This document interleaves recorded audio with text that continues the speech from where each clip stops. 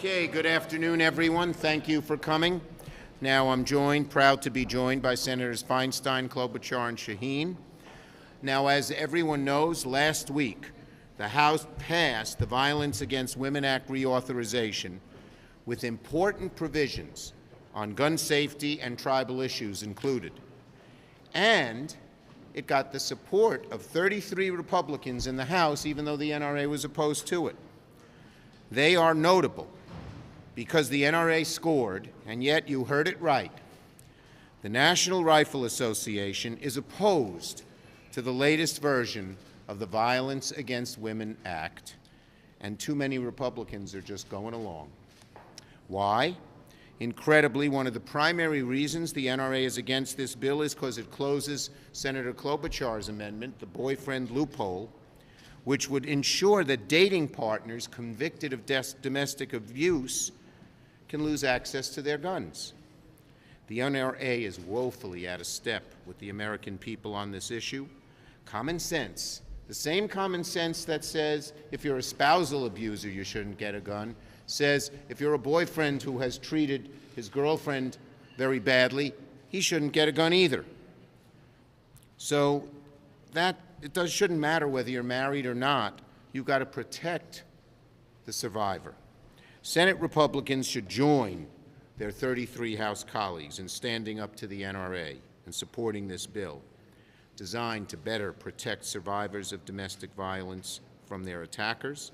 In addition, the House VAWA bill contained critical provisions to tribal communities, and they've been ignored. When women have been abused on tribal lands, they don't get the same protections that women in the rest of America get.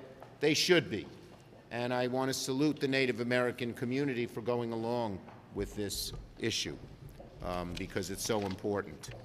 So, we believe these provisions should not be watered down.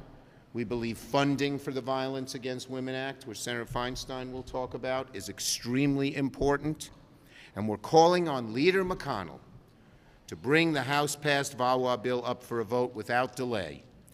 And Senate Republicans should stand up to special interests. They should publicly demand that Leader McConnell bring the bill forward if they care about protecting violence against women. Senator Feinstein. Thanks very much, Leader. It's amazing, but the Violence Against Women Act turns 25 later this year. I was here when it began. I remember the climate. I remember the delight that women took at that time in seeing this law become part of everyone's life. The original law had two key purposes. First, it improved the ability of law enforcement to investigate and prosecute sex offenses. This includes increased penalties for stalking and a requirement that states enforce protection orders from other states. That's now well accepted. It was not then. And second, the original bill provided a wide range of grant programs to address violence against women from a different variety of angles. They included grants for the law enforcement, public and private service providers, and crime victims. Since then, the bill has been reauthorized 3 times, in 2000, in 2005, and 2013. And each year, the bill has been improved to better protect women. And I hope we do that again this year. Federal funds have been key. And for 2018, VAWA saw $553 million in federal funds. Much of that went to the Department of Justice's Office of Violence Against Women. As a member of the Appropriations Committee, I've had the pleasure of voting for this and will continue to do so. And I'll be working with Senator Joni Ernst on this year's reauthorization. We think the House bill is a very good bill. It's strong. It has more than a dozen improvements over the 2013 reauthorization, each of which I plan to discuss with Senator Ernst. So I think the House bill also increases the authorization of the Rape Prevention and Education Program From 50 million, it trebles it to 150 million. So this is really an important time. And I remember the struggle that this was at the beginning. And now to see that it's established and really accepted by and large by virtually everyone. I hope that continues this time. Thank you. Senator Klobuchar. Thank you, Senator Feinstein. Thank you, Senator Schumer, Senator Shaheen. So this is an opportunity we have right now to greatly improve the Violence Against Women Act. Every time this bill comes up for reauthorization, we have the opportunity to improve the bill so that we can get at the crimes that we're seeing against women. And one of the things we've learned over time is that there is a high rate of domestic homicides with guns. And for too long, the ban on getting a gun if you have been convicted of the serious crime of domestic abuse has only applied to married partners, former married partners, or people who live together. Yet nearly half of the homicides, the domestic homicides, are by boyfriends. And so, or some cases, girlfriends. And so that's why this is called the boyfriend loophole. We have been proposing this, Representative Dingell and I, she leading the bill in the House, I've been leading the bill in the Senate for years. We've gotten nowhere until now. And that is despite the fact that there are witnesses on the Republican side that have appeared before the Judiciary Committee that have strongly supported closing this loophole. And we also have in there a provision that would ban people from getting guns if they've been convicted of stalking because of the high incidence of domestic homicides. So here's what we know. We know that a sheriff from Racine County said this. He said, dangerous boyfriends, this is in Wisconsin, dangerous boyfriends can be just as scary as dangerous husbands. They hit just as hard and they fire their guns with the same deadly force. That was at a judiciary hearing just a few years ago.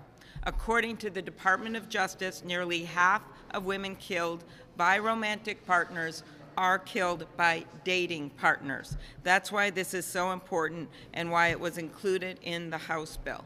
So I'm going to end with this just to remind people what VAWA is about and the fact that it is not just about the dating partner or even the married partner. It is about our whole community. It's about the kids in the family, it's about the neighbors, and it's about everyone that lives in a community when domestic violence hits. We had a case in Minnesota a few years ago where a police officer, young police officer, was called to a scene. It was a domestic report. He went to the door, opened the door. There was a boyfriend in that house that had mental health problems. The young woman who was dating him had called for help. Police officer shows up, the guy shoots him in the face, and he dies. And I was at that funeral. And when I found out when I got there was that the last time that dad, the police officer, had been in that church was for the nativity play for Christmas with his 3 kids. The next time he was in that church was in a coffin with his 3 kids walking down the aisle with their mom sobbing and this little daughter in a blue dress with stars on it. So my question is to the NRA, really? Are you going to be on the side now of domestic abusers and stalkers, or are you going to be on the side of the women of this country? And that's what we're going to be asking our Republican colleagues. We know that 33 Republican House members voted for this bill, and we want to see that kind of support in the Senate. Thank you, Amy. Senator Shaheen. Well, amen, Senator Klobuchar. As we know, for many generations, domestic violence was something that people didn't talk about. Fortunately, in more recent decades, since we passed the Violence Against Women Act, we've started to have more honest conversations about domestic violence, and we've taken important steps to protect women and other vulnerable members of our society. Since VAWA was signed into law in 1994, Congress has worked on a bipartisan basis to fund and improve this groundbreaking legislation. And just to follow up on what Senator Klobuchar said, every member of Congress has a responsibility to prevent toxic partisan politics from undermining this law. We need to tune out the special interests who are obstructing this reauthorization. You know, they tried to do it in 2013. I was here. All of the women in the Senate got together, Republicans and Democrats, and we reauthorized the Violence Against Women Act at that point. And as Senator Klobuchar said, it is a fact that the presence of a gun in a domestic violence situation increases the risk of homicide by 500%. 72% of all murder-suicides involve an intimate partner, and 94% of the victims of these murder-suicides are female. A month ago, tomorrow, in New Hampshire, in a small community called Hollis, a rural community, we had one of those murder-suicides. We had a 51-year-old man who murdered a 41-year-old woman with a handgun, shot her in the head, and then turned the gun on himself. So this is not something that happens someplace else. This happens in our communities everywhere across this country.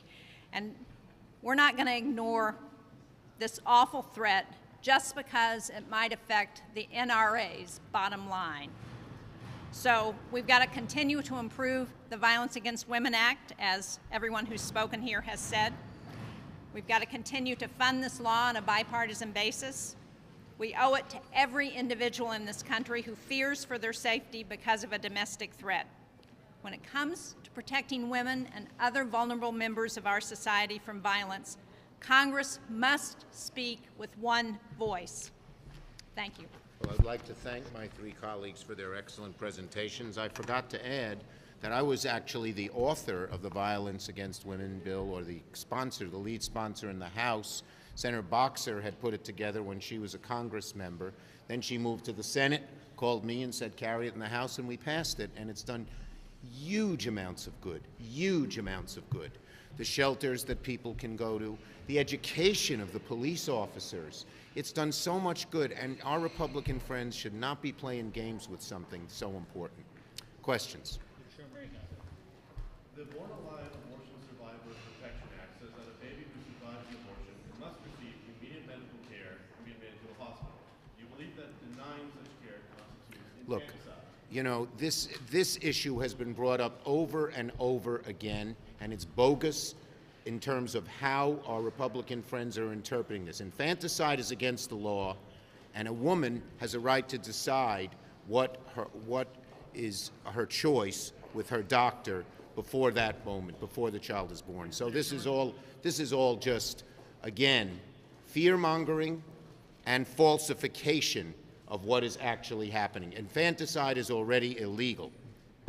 Leader Schumer, the leader McConnell was here a couple of moments ago and was asked about Robert Mueller and the report, and said he trusts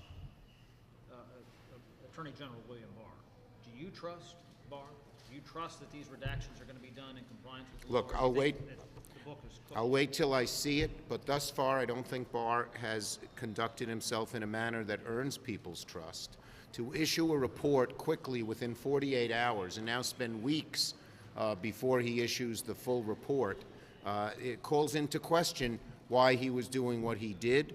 We've heard reports in the media from some people on Mueller's team that he didn't portray the report fairly. We'll wait to see the report, but color me dubious that he's going to be fair unless he proves otherwise.